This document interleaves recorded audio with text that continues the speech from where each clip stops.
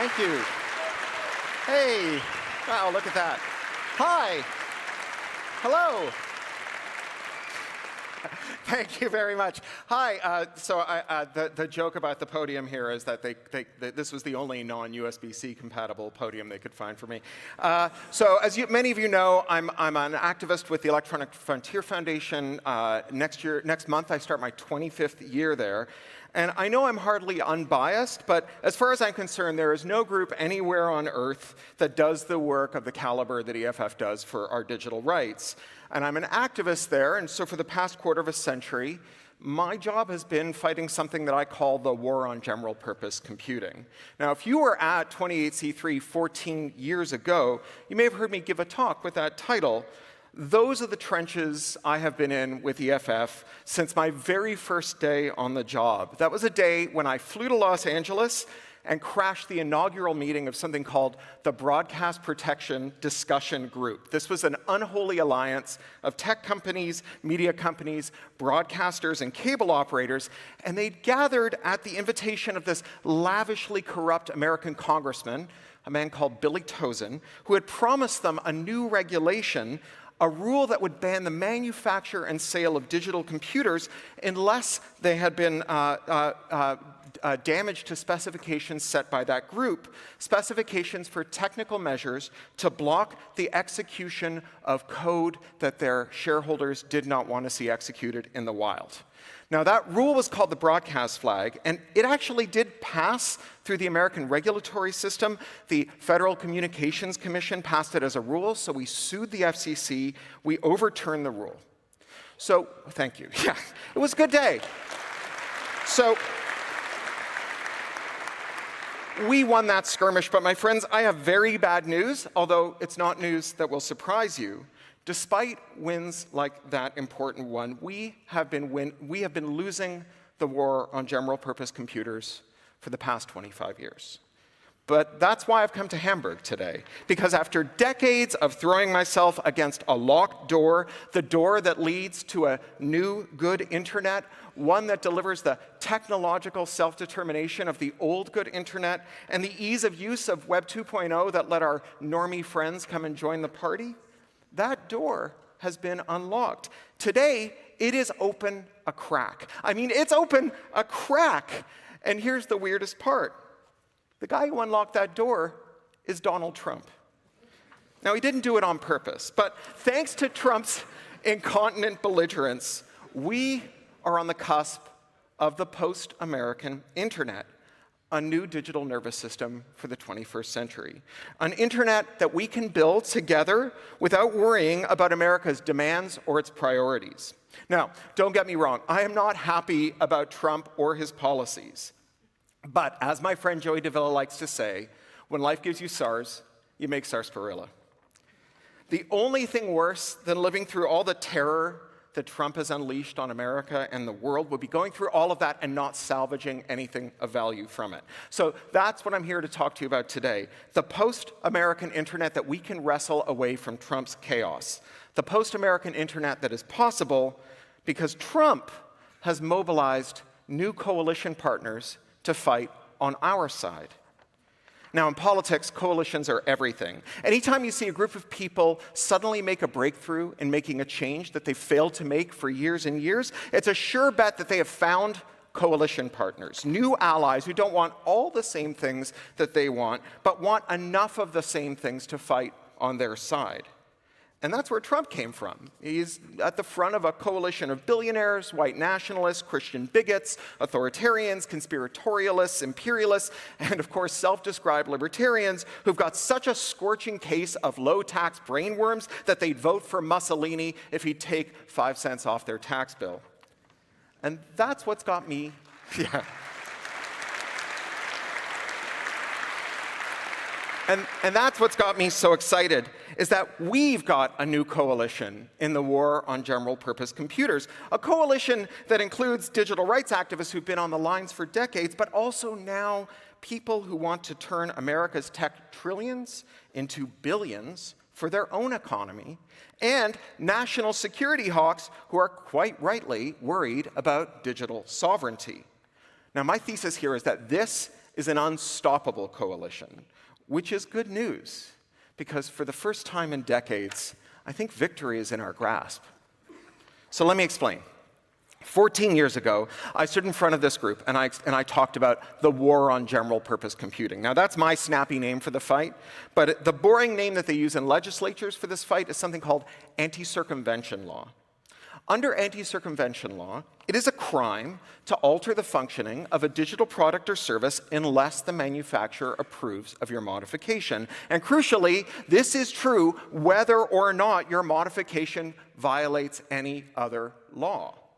Anti-circumvention law, it originates in the USA with Section 1201 of the Digital Millennium Copyright Act of 1998, which establishes a felony punishable by a 5-year prison sentence and a $500,000 fine for a first offense for bypassing an access control to a copyrighted work.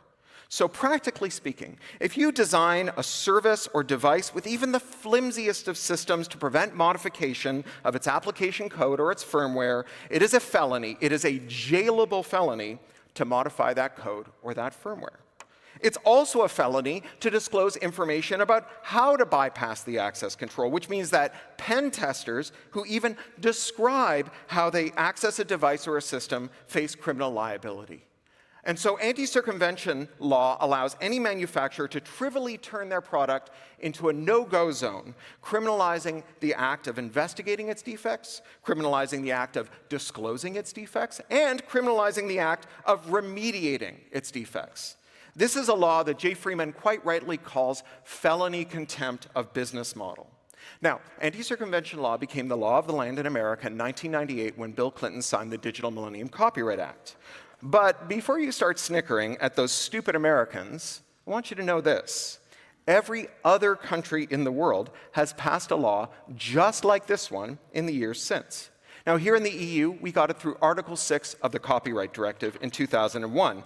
Now, it makes a certain kind of twisted sense for America to enact a law like this. After all, they are the world's tech powerhouse, home to the biggest, most powerful tech companies in the world. By making it illegal to modify digital products without the manufacturer's permission, America enhances the rent-extracting power of the most valuable companies on its stock exchanges. But why would Europe pass a law like this? After all, Europe is a massive tech importer. By extending legal protections to tech companies that want to steal European users' data and money, the EU facilitates a one-way transfer of value from Europe to America. So why would Europe do this? Well, let me tell you about the circumstances under which all the other countries came to enact their anti-circumvention laws, and maybe you'll spot a pattern that answers the question. Australia got its anti-circumvention law through the US-Australia Free Trade Agreement, which obliges Australia to enact anti-circumvention law. Mexico and Canada got their anti-circumvention law through the US-Mexico-Canada Free Trade Agreement, which obliges Canada and Mexico to enact anti-circumvention laws. Andean nations like Chile got their anti-circumvention laws through US bilateral free trade agreements, which oblige them to enact anti-circumvention laws. And the Central American nations got their anti-circumvention laws through CAFTA, the Central American Free Trade Agreement with the USA, which obliges them to enact anti-circumvention laws. Now, I assume you spotted the pattern by now. The US Trade Representative has forced every one of America's trading partners to enact an anti-circumvention law to facilitate the extraction of their own people's data and money by American tech firms.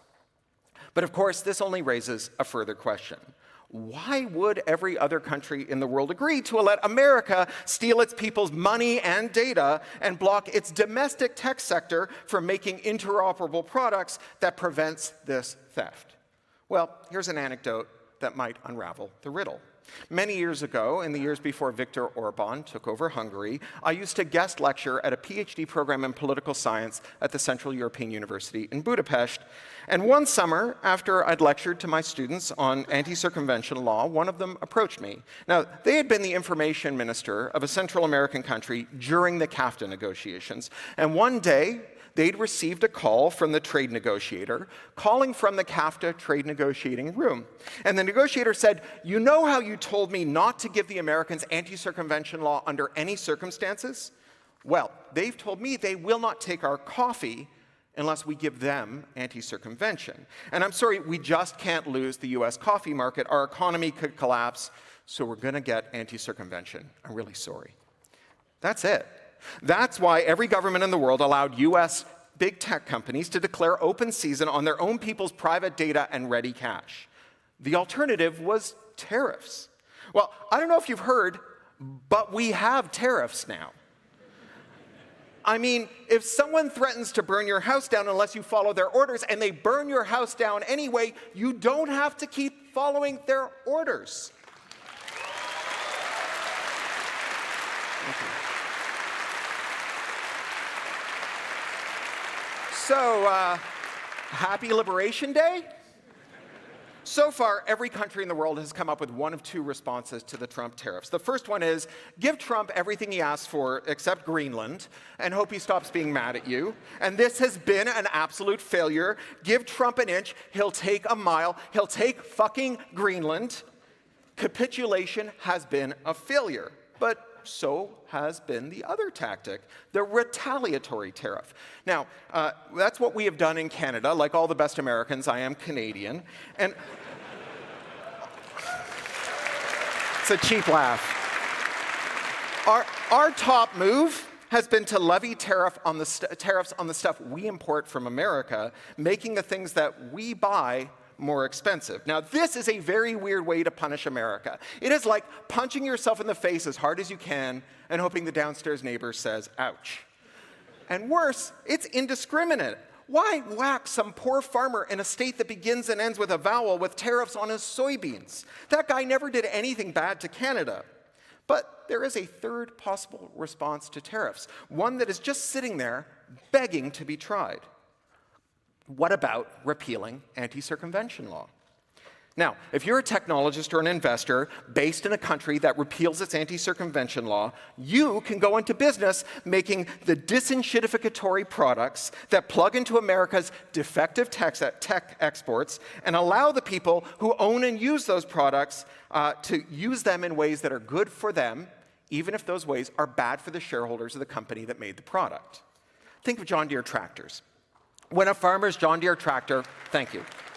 There's going to be a lot more of that. When a farmer's John Deere tractor breaks down, they are expected to repair it, to swap in the new parts and assemblies to replace whatever's malfing. But that tractor will not recognize the new part and will not start working again, not until the farmer spends $200 on a service call-out from an official John Deere service rep whose only job is to type an unlock code into the tractor's console to initialize the part and pair it with the tractor's main computing unit. Modding a tractor to bypass this activation step violates anti-circumvention law, meaning farmers all over the world are stuck with this rip-off garbage because their own government will lock up anyone who makes a tractor mod that disables this parts pairing check in this American product. So what if Canada repealed Bill C-11, the Copyright Modernization Act of 2012? That's our anti-circumvention law. Well, then a company like Honeybee, a Canadian company that already makes tractor front ends and attachments, could hire some smart University of Waterloo computer science graduates, I'm a proud U of W dropout, and it could put them to work jailbreaking John Deere's defective tractor firmware, and then they could offer it to everyone in the world. They could sell that crack to anyone with an internet connection and a payment method, including that poor American farmer whose soybeans were currently tariffing. It is hard to convey just how much money is on the table here. I'm going to use just one example.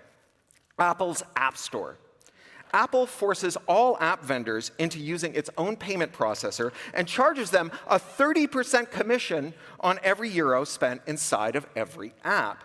30%! That is such a profitable business that Apple is making $100 billion a year on it. Now, if the EU were to repeal Article 6 of the Copyright Directive, some smart geeks in Finland could reverse engineer Apple's bootloaders and make a little hardware dongle that jailbreaks phones so that they can use alternative app stores, and they could sell that dongle along with the infrastructure to operate an app store to anyone in the world who wants to go into business competing with Apple for users and app vendors. Those competitors could offer a 90% discount to every crafter on Etsy, every performer on Patreon, every online news outlet, every game dev, every media store, offer them a 90% discount on payments, and still make $10 billion a year. Now, maybe Finland's never going to see another Nokia. But Nokia, that's a hard business to be in. You've got to make hardware, and that's expensive and risky. But if the EU legalizes jailbreaking, then Apple has to incur the expense and the risk of making and fielding hardware, and those Finnish geeks get to cream off the $100 billion digital tax that Apple imposes on the world in an act of disgusting rip-off rent-seeking. As Jeff Bezos said to the publishers, your margin is my opportunity. Now, with these guys, it's always disruption for thee and never for me. When they do it to us, it's progress. If we do it back to them, it's piracy. And of course, every pirate wants to be an admiral. Well, screw that. Let's move fast and break Tim Cook's things. Let's move fast and break kings.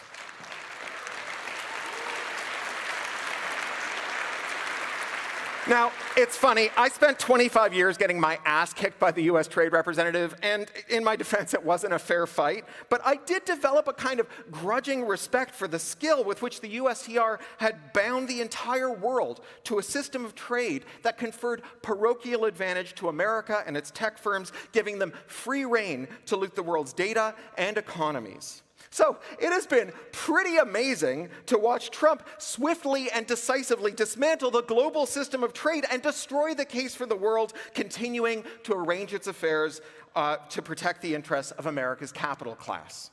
I mean, it's not a path I would have chosen. I'd have preferred no Trump at all to this breakthrough. But I'll take this massive own goal if Trump insists. I mean, I'm not saying I've become an accelerationist, but at this point, I'm not exactly not an accelerationist. I mean, is Trump a comrade? Now, you may have heard that governments around the world have been trying to get Apple to open up its App Store, and this has been a complete failure. Here in the EU, when they hit Apple with enforcement under the Digital Markets Act, Apple's response was to say, sure, we'll allow third-party apps, but only allow them to sell the apps that we permit. And also, those stores can use their own payment processors, but we're going to charge so many junk fees if they do that it'll be more expensive than using our payment processor. And if we think an Apple user's phone has left the EU for 21 days, we'll delete all of its apps and data. When the EU explained that this was not going to satisfy the DMA's terms, Apple threatened to pull out of the EU.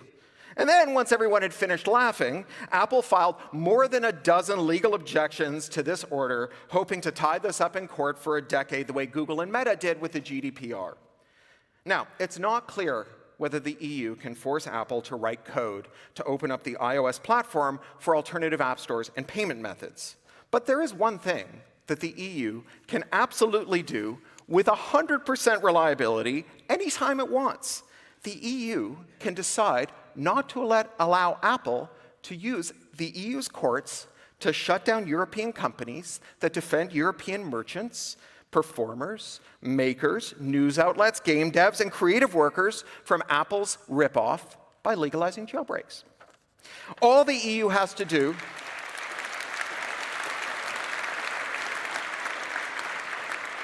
All the EU has to do is repeal Article 6 of the Copyright Directive, and in so doing, strip Apple of the privilege of mobilizing the European justice system to shore up Apple's $100 billion annual tax on the world's digital economy.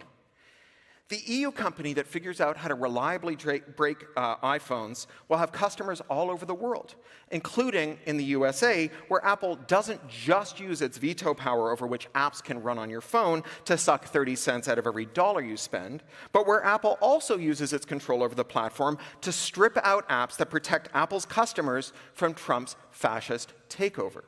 Back in October, Apple kicked an app called IceBlock out of the App Store. Now, this is an app that warns you if there's a snatch squad of masked ICE thugs nearby looking to grab you off the street and send you to a gulag. Apple internally classified ICE officers as a protected class and then declared that IceBlock infringed on the rights of those poor, beset ICE goons. And speaking of ICE thugs, there are plenty of qualified technologists who fled the USA this year, one step ahead of an ICE platoon looking to put them and their children in a concentration camp.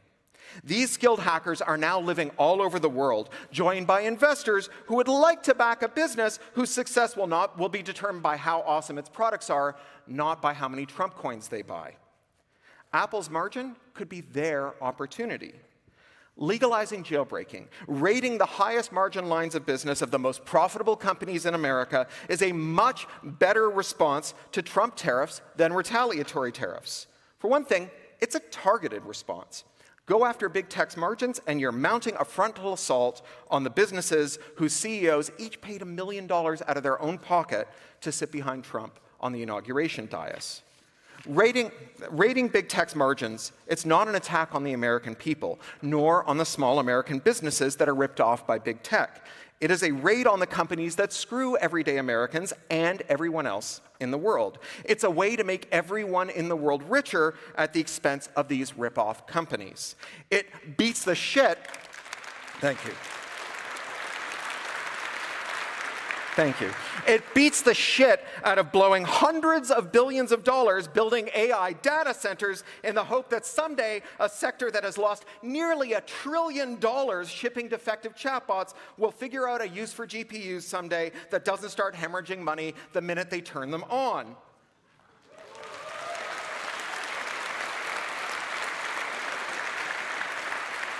So here's a new ally in the war on general purpose computing. Businesses and technologists who want to make billions of dollars raiding big tech's margins, and policymakers who want their country to become the disenshittification nation, the country that doesn't merely protect its people's money and privacy by buying jailbreaks from other countries, but rather the country that makes billions of dollars selling that privacy and pocketbook defending tech to the rest of the world. Now, that's a powerful alliance, but those are not the only allies that Trump has pushed into our camp. There is another powerful ally waiting in the wings. You remember last June, when the International Criminal Court in The Hague issued an arrest warrant for the genocidaire Benjamin Netanyahu, and Trump denounced the ICC, and then the ICC lost its Outlook access, its email archives, its working files, its address books, and its calendars? Now, Microsoft says they didn't brick the ICC. They say it's just a coincidence, but when it comes to a he said, Clippy said between the justices of the ICC and the convicted monopolists at Microsoft, I know who I believe. This is exactly the kind of infrastructural risk that we were warned of if we let Chinese companies like Huawei supply our critical telecoms infrastructure. Virtually every government ministry, every major corporation, every small business, every household in the world have locked themselves into a US-based cloud service. The handful of US big tech companies that supply the world's administrative tools are all vulnerable to pressure from the Trump administration, and that means that Trump can brick an entire nation. The attack on the ICC was an act of cyber warfare, like the Russian hackers who shut down Ukrainian power generation facilities, except that Microsoft doesn't have to hack Outlook to brick the ICC. Microsoft owns Outlook. Under the U.S. Cloud Act of 2018, the U.S. government can compel any U.S.-based company to disclose any of its users' data, including the data of foreign governments, and this is true no matter where the data is stored.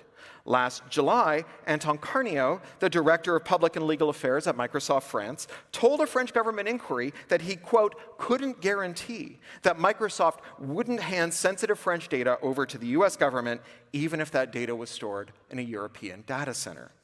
Under the Cloud Act, the US government can slap gag orders on companies that it forces to cough up this data, so there'd be no way to know if this is happening or if it's already happened. It doesn't stop at administrative tools either. Do you remember back in 2022 when Putin's thugs looted millions of dollars worth of John Deere tractors from Ukraine, and all those tractors showed up in Chechnya? The John Deere company pushed a kill signal over the air to those tractors and bricked them. John Deere is every bit as vulnerable to the Trump administration as Microsoft is, and they can brick most of the tractors in the world, and the tractors they can't brick are probably made by Massey Ferguson, the #2 company in the ag tech cartel, also an American company just as vulnerable to political attacks from the US government. Now, none of this is news to global leaders. Even before Microsoft and Trump bricked the ICC, they were trying to figure out a path to digital sovereignty. But the Trump administration's outrageous conduct and rhetoric over the past 11 months has turned digital sovereignty from a nice-to-have to a must-have. So finally, we're starting to see some movement, like Eurostack, a really cool project to clone the functionality of US big tech silos in free and open source software and build EU-based data centers to run this code on. But the Eurostack is heading for a crisis. It's great to build open, locally hosted, auditable, trustworthy services that replicate the useful features of big tech, but you also need to build the adversarial interoperability tools that allow for the mass export of millions of documents, sensitive data structures, and edit histories. We need scrapers and headless browsers to accomplish the adversarial interoperability that will guarantee ongoing connectivity to institutions still housed in US data centers and US clouds. Because US companies are not going to facilitate the mass exodus of international customers from their products. Just think of how Apple responded to the relatively minor demand to open up the iOS App Store. And now imagine the thermonuclear, foot-dragging, tantrum-throwing, and malicious compliance that they'll come up with when faced with the departure of a plurality of businesses and governments in a 27-nation bloc of 500 million affluent consumers. Any serious attempt at digital sovereignty needs migration tools that work without the cooperation of American big tech companies. Otherwise, you're just building housing in East Berlin for people who live in West Berlin. It doesn't matter how great that housing is, no one's going to move into it until you tear down the wall. Step one of tearing down the wall is killing anti-circumvention law so that we can run virtual devices that can be scripted, break bootloaders to swap out firmware, and generally seize the means of computation. Thank you. So this is the third block in the disenshittification army, not just digital rights hippies like me, not just entrepreneurs and economic development wonks rubbing their hands together at the thought of transforming American trillions into European billions, but also the national security hawks, who are 100% justified in their extreme concern about their country's reliance on America's platforms that have been shown to be totally unreliable. This is how we're going to get a post-American internet, with an unstoppable coalition of activists, entrepreneurs, and NatSec hawks. This has been a long time coming. Since the post-war settlement, the world has treated the US as a neutral platform, a trustworthy and stable maintainer of critical systems for global interchange, what the political scientists Henry Farrell and Abraham Newman call the underground empire. But over the past 15 years, the US has systematically shattered global trust in its institutions, and that process only accelerated under Trump. Take transoceanic fiber cables. The way transoceanic fiber routes were planned, the majority of these cables make landfall in the USA, and those interconnections happen there. Now, there's a good case for this hub and spoke topology, especially compared to establishing direct links from every country to every country. That's an order n squared problem, and directly linking each of the Earth's 205 countries with each other would require 20,910 fiber links. But putting all the world's telecoms eggs in America's basket only works if the US doesn't take advantage of its centrality. And while many people worried what the US could do with the head ends of the world's global fiber runs, it wasn't until Mark Klein's 2006 revelations about the NSA's nation-scale fiber optic taps in AT&T's network, and Ed Snowden's 2013 documents showing the global scale of this wiretapping, that the world had to confront the undeniable reality that the US could not be trusted to serve as the world's fiber hub. But it's not just fiber. The world does business in dollars. Most countries maintain dollar accounts at the Fed in New York as their major source of foreign reserves. But in 2005, American vulture capitalists bought up billions of dollars worth of Argentinian government bonds after the sovereign government of Argentina had declared bankruptcy. They convinced a judge in New York to turn over the government of Argentina's US assets to them, to make good on loans that those debt collectors had never issued, but instead had bought up for pennies on the dollar. At that moment, every government in the world had to confront the reality that they could not trust the US Federal Reserve with their foreign reserves. But what else were they going to use? Without a clear answer, dollar dominance continued. But then, under Biden, Putin-aligned oligarchs and Russian firms lost access to the SWIFT system for dollar clearing.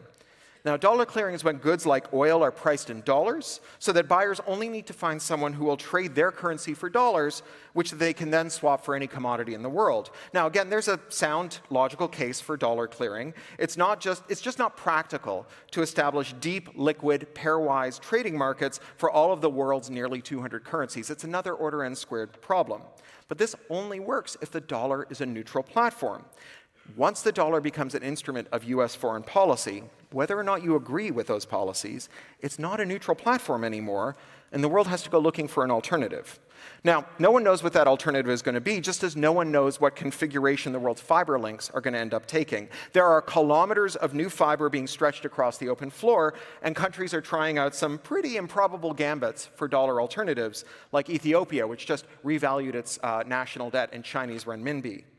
But without a clear alternative to America's enshittified platforms, the post-American century is off to a bit of a rocky start. But there is one post-American system that's easy to imagine. The project to rip out all the cloud-connected, backdoored, untrustworthy black boxes that power our institutions, our medical implants, our vehicles, and our tractors, and replace them with collectively maintained, open, free, trustworthy, auditable code. This project is the only project that benefits from economies of scale rather than being paralyzed by the exponential crises of scale that everyone else in the post-American world are confronting. That's because any open free tool adopted by any public institution, like the Eurostack services, can be audited, localized, pen-tested, debugged, and improved by institutions in every country. It's a commons. It's more like a science than a technology in that it is universal and international and collaborative. After all, we don't have dueling Western and Chinese standards for structural engineering. Rather, we have universal principles for making sure our buildings don't fall down, and we adapt them to local circumstances. We would not tolerate secrecy in the calculations used to keep our buildings upright, and we should not tolerate opacity in the software that keeps our tractors, hearing aids, ventilators, pacemakers, trains, games consoles, phones, CCTVs, door locks, and governments working.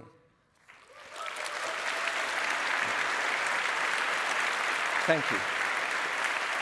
The thing is, software is not an asset. Software is a liability. Now, the capabilities that software delivers, automation, production, analysis, administration, those are assets. But the software itself, that is a liability. Brittle, fragile, forever breaking down as the software upstream of it, downstream of it, and adjacent to it is updated or swapped out, revealing defects and deficiencies, even in systems that have performed well for years. Shifting software to commons-based production is a way to reduce the liability that software imposes on makers and users, balancing out that liability among many players. Now, obviously, tech bosses are totally clueless when it comes to this. They really do think that software is an asset, which is why they're so fucking horny to have chatbots shit out software at superhuman speeds. This is why they think that it's good that they have a chatbot that, quote, produces 1,000 times more code than a human programmer. Producing code that isn't designed for legibility or maintainability, that is optimized rather for the speed of production, that's just incurring tech debt at scale. Now, thank you.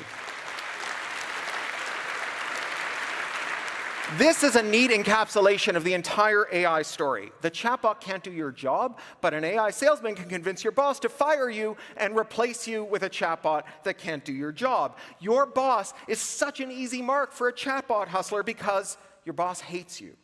In their secret hearts, bosses understand that if they stop coming to work, the business would chug along just fine. But if the workers stopped showing up, the business would ground to a halt.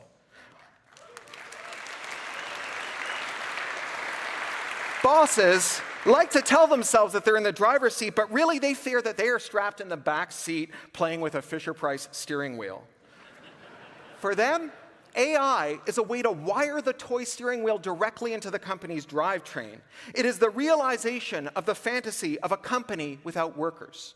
When I was walking the picket line in Hollywood with the striking writers, a writer told me that you prompt AI in exactly the same way a studio boss gives shitty notes to a writer's room. Make me E.T., but make it about a dog, and give it a love interest and a car chase in the second act. Now, you say that to a writer's room, and they will call you a fucking idiot suit and tell you, why don't you fuck off back to your office and make a spreadsheet, you nitwit, the grown-ups are here making a movie. Meanwhile,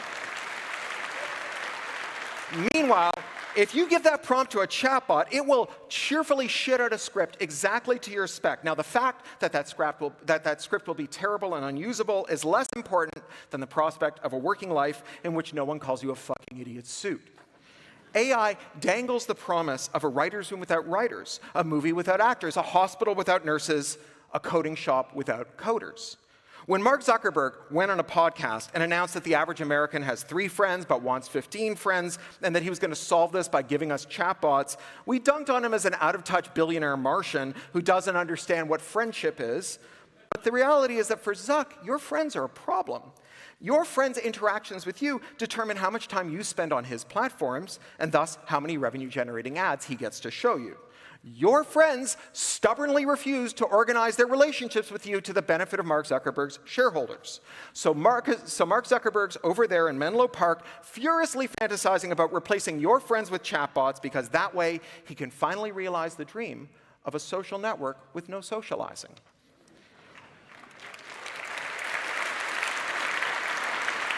Rich, powerful people are at root solipsists. The only way to amass billions of dollars is to inflict misery and privation on whole populations, and the only way to look yourself in the mirror after you've done that is to convince yourself that those people aren't real, that in some important sense they don't exist.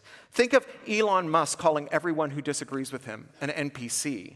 Or those effective altruists who claimed the moral high ground by saying that they cared about 53 trillion imaginary artificial humans who will come into existence in 10,000 years at the expense of extending moral consideration to people alive today. Or think of how Donald Trump fired all the US government scientists and then announced the Genesis program, declaring that the US was about to begin generating annual moonshot-scale breakthroughs with chatbots. It's science without scientists. Chatbots can't do science, but from Trump's perspective, they're still better than scientists because a chatbot won't ever tell him not to stare into an eclipse, not to inject bleach. A chatbot will never tell him that trans people exist or that climate change is real. Powerful people are suckers for AI because AI fuels the fantasy of a world without people, just a boss and a computer and no ego-shattering confrontations with people who know how to do things and tell you no. AI is a way to produce tech debt at scale, to replace skilled writers with defective, spicy autocomplete, and lose money at a rate not seen in living memory. Now, compare AI with the project of building a post-American internet. This is a project to reduce tech debt, to unlock America's monopoly trillions and divide them among the world's entrepreneurs, for whom they represent untold profits, and the world's technology users, for whom they represent untold savings, all the while building resiliency and digital sovereignty. Now, I imagine some of you are feeling a little cynical right now. After all, your political leaders have demonstrated decades of ineffectual, incompetent deference to the United States, and an inability to act even when the need was dire. If your leaders couldn't act decisively to take on the climate emergency, what hope do we have of them taking this moment seriously? But crises precipitate change. Remember when another mad emperor, Vladimir Putin, invaded Ukraine and Europe began to experience a dire energy shortage. In 3 short years, this continent's solar uptake has skyrocketed, and the EU went from being 15 years behind its energy transition to a decade ahead of schedule.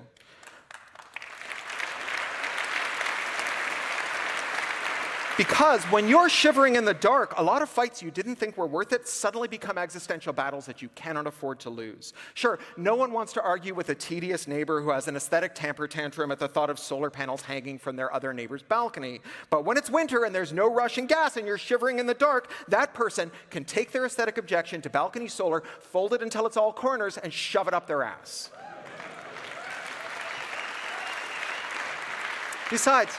It doesn't have to be Europe that leads the charge on a post-American internet by repealing anti-circumvention. Any country can do it, and the country that gets there first gets to reap the profits from supplying jailbreaking tools to everyone else in the world. It gets to be the disenshittification nation, and everyone else in the world gets to buy those tools and defend themselves from US tech companies' monetary and privacy plunder. Just one country has to break the consensus, and the case for every country doing that is the strongest it's ever been. It used to be that countries that depended on US aid had to worry about losing medical, food, and cash supports if they pissed off America. But Trump killed US aid, so now that's a dead letter. Meanwhile, America's status as the planet's most voracious consumer has been gutted by decades of anti-worker, pro-billionaire policies. Today, the US is in the third of its K-shaped recoveries. This is an economic rally where the rich get richer and everyone else gets poorer. For a generation, America has papered over that growing inequality with easy credit, with everyday Americans funding their consumption with credit cards and second and third mortgages. So long as they could all afford to keep buying, other countries had to care about America as an export market. But a generation of extraction has left the bottom 90% of Americans struggling to buy groceries and other necessities, carrying crushing debt from skyrocketing shelter, education, and medical expenses that they can't hope to pay down thanks to 50 years of wage stagnation. The Trump administration, meanwhile, has firmly sided with debt collectors, price gougers, and rent extractors. Trump neutered enforcement against rent-fixing platforms like RealPage. He restarted debt payments for 8 million American student borrowers and killed a plan to make life-saving drugs a little cheaper, leaving Americans to continue to pay the highest drug prices in the world. Now, every dollar spent servicing a loan is a dollar that does not go to consumption. And as more and more Americans slip into poverty, the US is gutting programs that spend money on their behalf, like SNAP, the food assistance program that helps an ever larger slice of Americans stave off their hunger. America is chasing the world without people dream, where working people have nothing, spend nothing, and turn every penny over to rentiers who promptly flush that money into the stock market, shitcoins, or gambling sites. But I repeat myself. Even the US military, long a sacrosanct institution, has been kneecapped to enhance rent seekers. Congress just killed a military right-to-repair law, so now US soldiers stationed abroad will have to continue the Pentagon's proud tradition of shipping generators and Jeeps back to America to be fixed by their manufacturers at a 10,000% markup because the Pentagon is still going to routinely sign contracts that ban them from teaching a Marine to fix an engine. Now, that post-American world, it's coming on fast. As we repeal our anti-circumvention laws, we don't have to care about what America thinks. We don't have to care about their tariffs because they're whacking us with tariffs. And the only people left in America who can afford to buy things are rich people who just don't buy enough stuff. There are only so many Lambos and Sub-Zero freezers that even the most guillotinable plute can usefully own. But what if European firms want to go on taking advantage of Europe's anti-circumvention laws? Well, there's good news there too. Good news because the EU firms that rely on anti-circumvention are engaged in the sleaziest, most disgusting frauds imaginable. Anti-circumvention is the reason that Volkswagen could get away with Dieselgate. By imposing legal liability on reverse engineers who might have discovered the lethal crime, Article 6 of the Copyright Directive created a chilling effect, and thousands of Europeans died every year. Today, Germany's storied automakers are carrying on the tradition of Dieselgate, sabotaging their cars to extract rent from drivers. From Mercedes, which rents you the accelerator pedal in your luxury car, only unlocking the full acceleration curve of your engine if you buy a monthly subscription, to BMW, that rents you an automated system that automatically dims your high beams if there's oncoming traffic. Legalized jailbreaking, and any mechanic in Europe could unlock those subscriptions for one price and not share any of that money with BMW or Mercedes. Then, yeah, it's good, but let me cook. Then there's Medtronic, a company that pretends to be Irish.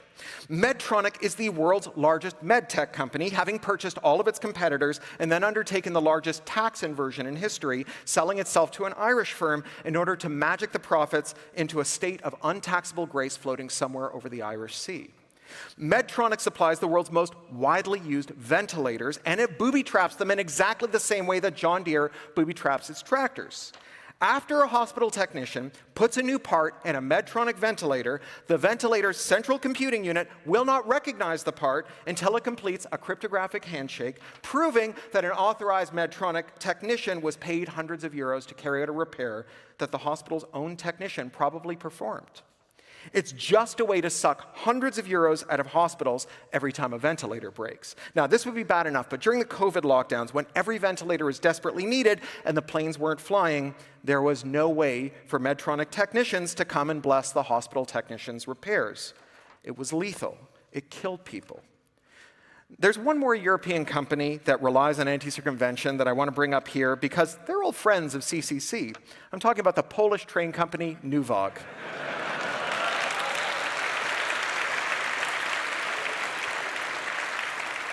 Nuwag sabotages its locomotives, booby-trapping them so that if they sense they've been taken to a rival service yard, the train bricks itself.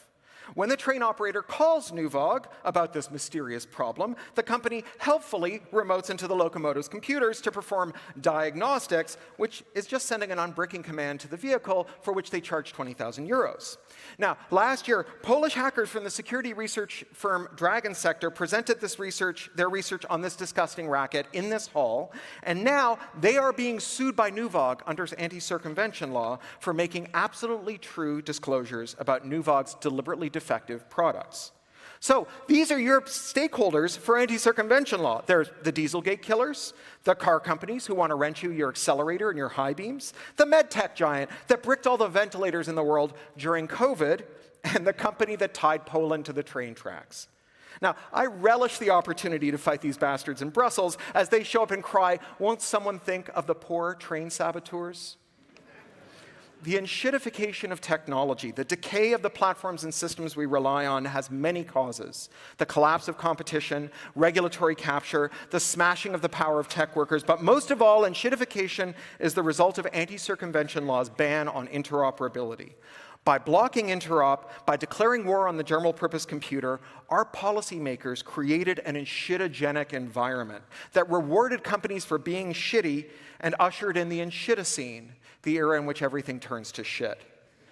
So it's time to call time on enshittification. It's time to seize the means of computation. Let's build drop-in, free, open alternatives to the services and firmware we rely on. Let us end the era of silos. I mean, isn't it fucking weird that you have to care which network someone is using if you want to talk to them instead of just deciding who you want to talk to? The fact that you have to figure out whether the discussion you want to join is on Twitter or Blue Sky, Mastodon, or Instagram, that is just the most prodigy AOL CompuServe-ass way of running a digital world. I mean, 1985 called and it wants its walled gardens back.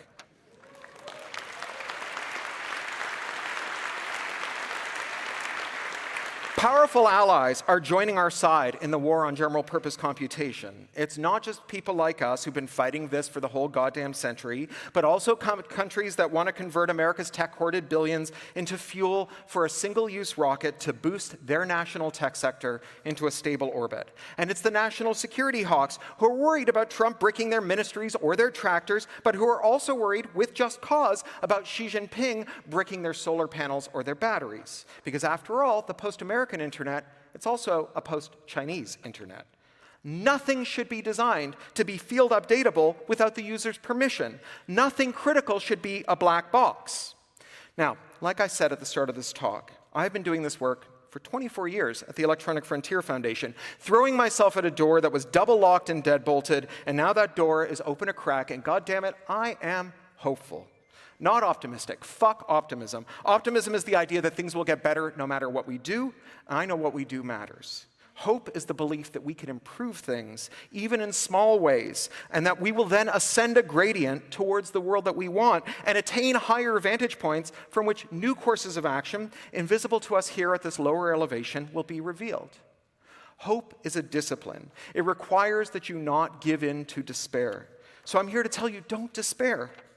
All decade, all over the world, countries have taken up arms against concentrated corporate power. We have had big, muscular antitrust attacks on big corporations. In the US, under Biden, but also under the first Trump administration. In Canada, in the UK, in the EU, and member states like Germany, France, and Spain, in Australia, Japan, South Korea, Singapore, Brazil, and in China. This is a near miraculous turn of affairs. All over the world, governments are declaring war on monopolies, the source of billionaires' wealth and power. Now, even the most forceful wind is invisible. We only see it by its effects. And what we're seeing here is that whenever a politician bent on curbing corporate power unfurls a sail, no matter where in the world that politician is, that sail fills with wind that propels the policy in ways we have not seen for generations. The long becalming of the fight over corporate power has ended, and a fierce, unstoppable wind is blowing. It's not just blowing in Europe or in Canada or in South Korea or Japan or China or Australia or Brazil, but also in America. Never forget that as screwed up and terrifying as things are in America, the country has experienced and continues to experience a tsunami of antitrust bills and enforcement actions at the state, local, and even the federal level. And never forget that the post-American internet will be good for Americans, because in a K-shaped, bifurcated, unequal America, the trillions that American tech companies loot from the world do not trickle down to everyday Americans. The average American has a portfolio of assets that rounds to zero, and that includes stock in US big tech companies. The average American is not a shareholder in big tech. They're a victim of big tech. Liberating the world from US big tech is also liberating America from US big tech. Now, that's been the EFF's mission for 35 years. It's been what I've done there for 25 years. And if you want to get involved in the fight, and I hope you do, it can be your mission too. You can join EFF, and you can join groups in your own country, like Netzpolitik here in Germany, the Irish Council for Civil Liberties, like Quadrature de Net in France, the Open Rights Group in the UK, EF Finland, ISOC Bulgaria, XNet, DFRI, Quintessence, Bits of Freedom, Open Media, FSFE, or any of dozens of organizations around the world. The door is open a crack. The wind is blowing. The post-American internet is upon us. It's a new good internet that delivers the technological self-determination of the old good internet and the ease of use of Web 2.0 that let our normie friends use it too. And I can't wait for all of us to get to hang out there, because it's going to be great. Thank you.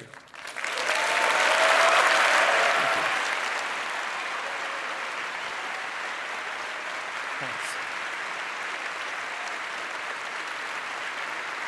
All right. Thank you. Thank you very much. So, thank you. Thank you. Thanks. So we've got a little, thank you. Enough. Thank you. Thank you. So we have a little time for questions. A good question has one part, not two.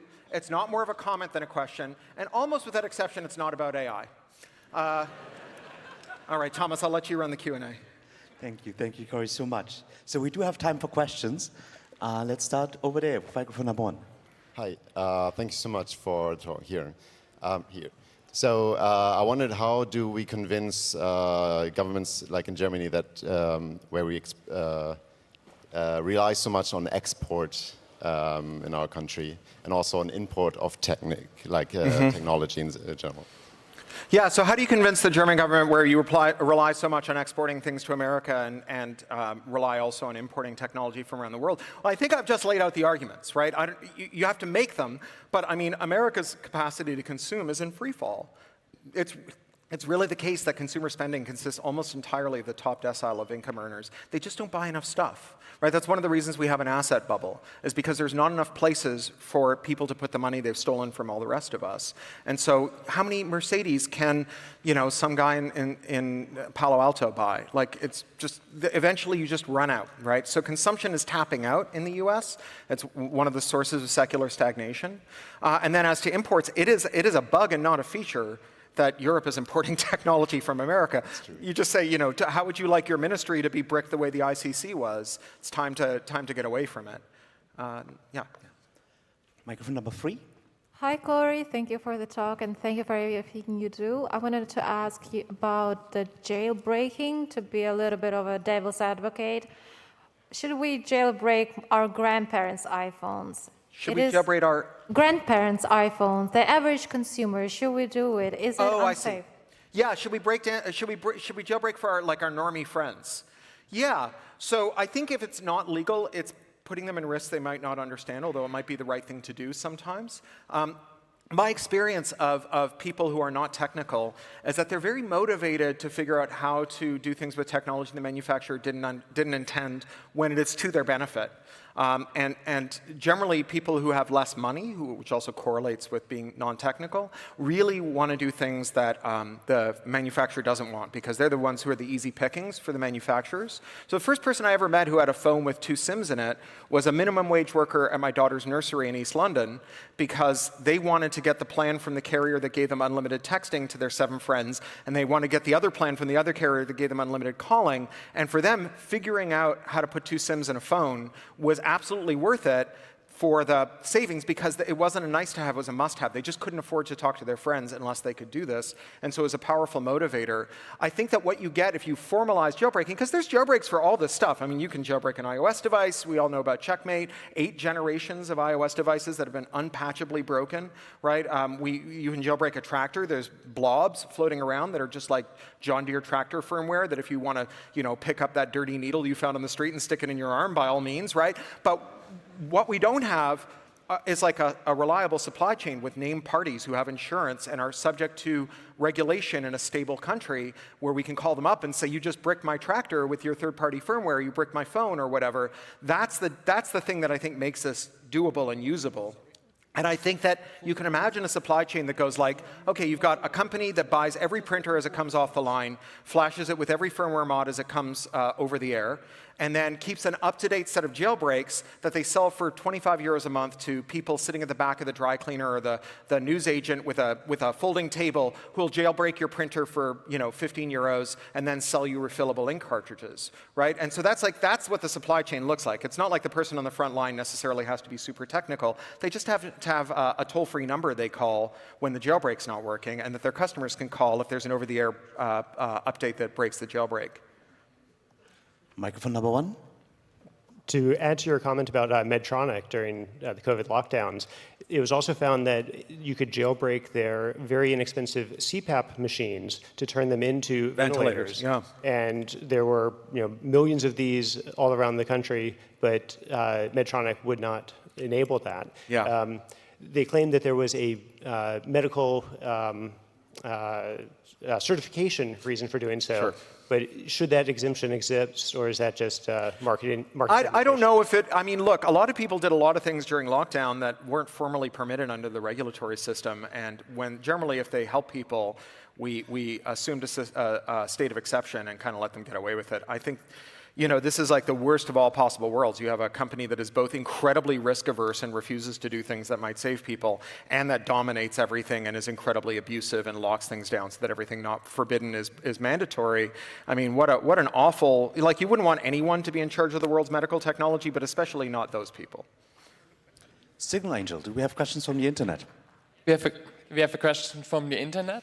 And especially in Germany, but all over the world, politicians don't really understand the impact of IT laws. And in some cases, like chat control, opening up devices would actually go against their intentions. Yeah. How do we convince them to still open up devices and enable those laws? So I think it's a common fallacy that policymakers have to know how something works in order to make good policy about it. Most Congresses and parliaments don't have, say, water safety experts in them, and yet in most of the rich world, you can drink the water that comes out of the tap. It's not because they learned how microbiology works or water safety works. It's because they have a system of expert regulators who they defer to, and they take these problems seriously. And I think when you say that our policymakers don't understand technology, what you're actually identifying is them not taking technology seriously. And as a certain fellow once said, you may not care about technology, but technology is very interested in you. And there will come a time when not taking technology seriously will come and bite you in the ass. So we've got 2 minutes left. What if we take 3 questions really quick and I answer them in a speed round? Okay, let's do that. Microphone number 4, 2, and 1. Make them quick.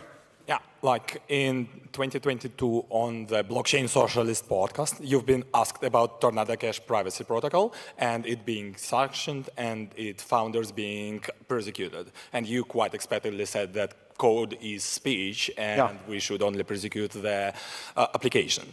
Yeah. But at the same time, you've been pretty explicitly that if you combine anonymity and finance, you're rolling out the red carpet for serial scammers. So where do you put Tornado Cash and if there is a line which segregates them? Blockchain liability. Okay, got it. Next question. With EU legislation happening in Brussels with all the quirks and more lobbyists there than representatives, do you see a viable path for EU becoming the first bastion of disenshittification? Yeah, Brussels lobbyists, okay. Next one. Yeah, thank you so much. Free Roman, by the way, Tornado. Yeah.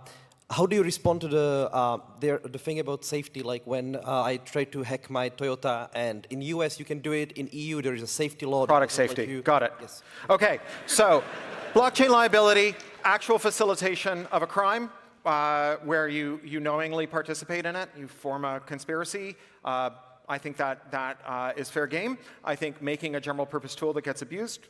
You know, we have this idea in American copyright law that's more or less intact, that things capable of substantial non-infringing uses are presumptively lawful. Things capable of legal uses should be presumptively lawful. Abusing them should not be. What do we do about Brussels lobbyists? Well, we had lots of Brussels lobbyists for the oil industry before we took a great leap forward in solar. It just turns out that when you're shivering in the dark, no one gives a shit what they have to say. Again, I'm not an accelerationist, but I'm not an accelerationist. And safety, that's the thing, right, is that you have to have a real safety, privacy, consumer rights, and labor rights regime. If you're not going to have the manufacturers decide what can and can't be done with their products, you need to have democratically accountable institutions. Now, it may be that today they're too conservative and they're blocking things, but that should be the final arbiter of which mods you can do, not whether the manufacturer thinks that they're good or not, because they have an irreconcilable conflict of interest. They cannot distinguish between things that are bad for society and bad for their shareholders, so we can't put them in charge of this. Thank you all very much.